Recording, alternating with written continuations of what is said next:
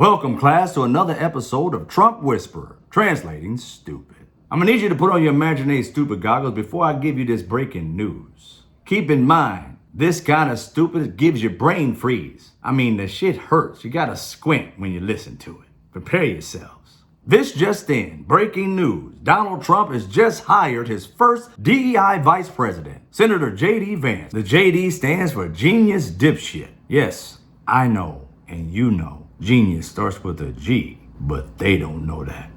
You feel me?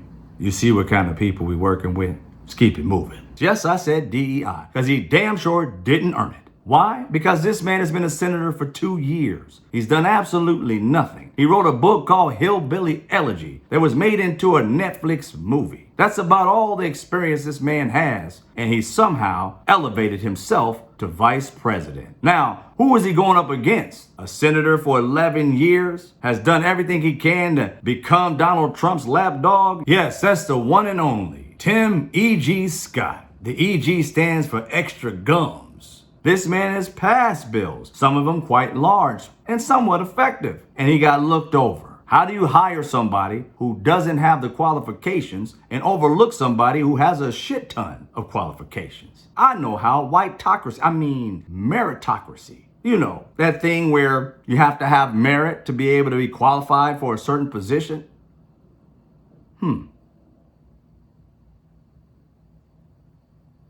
That doesn't work. I thought they were the party of meritocracy. Tim Scott has more experience and is qualified. J.D. Vance has no experience, yet has the job if he wins presidency. That's not meritocracy. That's whitocracy. He's qualified because he's white, and he outweighs a black man who's highly qualified, not because of his experiences, but because of the skin he was born in.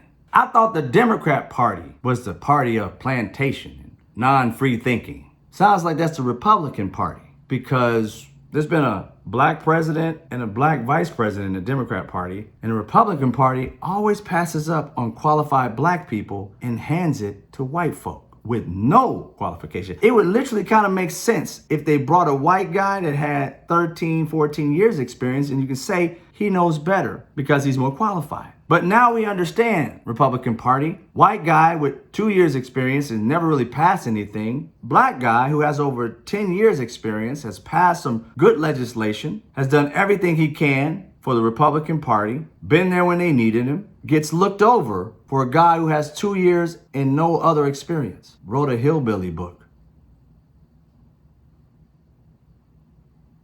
Yeah, it's not adding up for me. I have to become a MAGA minion to kind of understand the logic in that one. Yeah, I can't explain that one. That one stumped me. Trump Whisperer, translating stupid, got stumped because it was too stupid to translate. Now take off your Imaginary Stoopid Goggles before you shit yourself.